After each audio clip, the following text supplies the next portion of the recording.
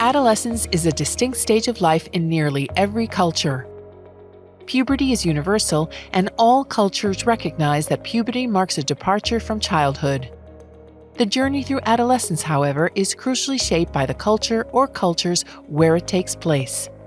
It's fun being a teenager because I know more about the world, and it's more interesting to learn about the world and see how I might be able to change it in the future.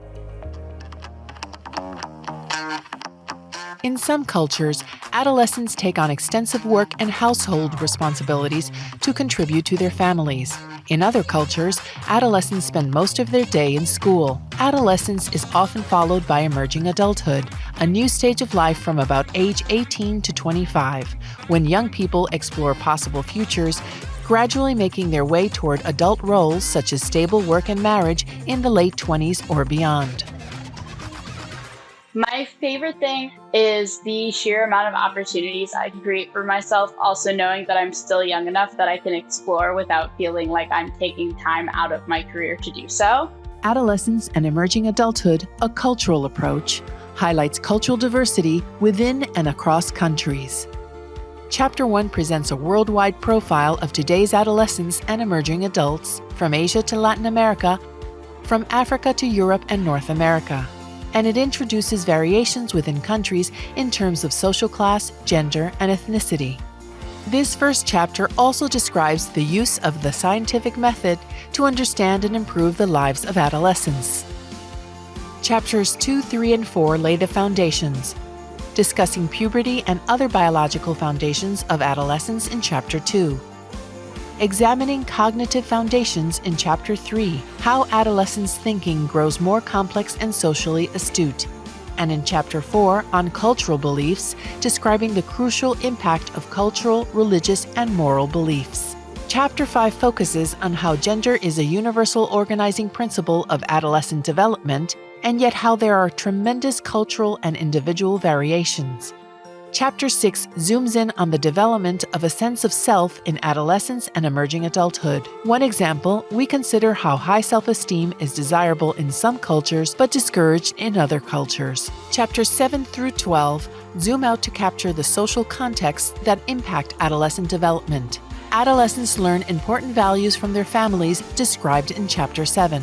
But they also typically spend less and less time with family as they pivot toward friends and peers, described in Chapter 8. It's corn, a big lump of dogs, it has the juice, and that's a meme.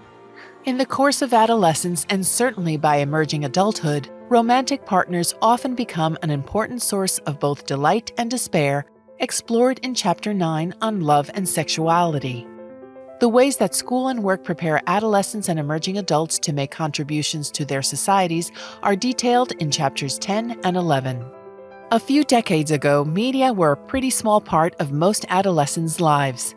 Now, screen time spent on phones, computers, laptops, and tablets amounts to many, many hours every day. Is that healthy for adolescents? We answer that question and others in Chapter 12. The last chapter, Chapter 13, covers problems that sometimes arise in adolescence and emerging adulthood, such as risky behaviors and depression. But adolescence and emerging adulthood are also times of resilience and hopefulness. I'm looking towards transitioning to becoming a teacher.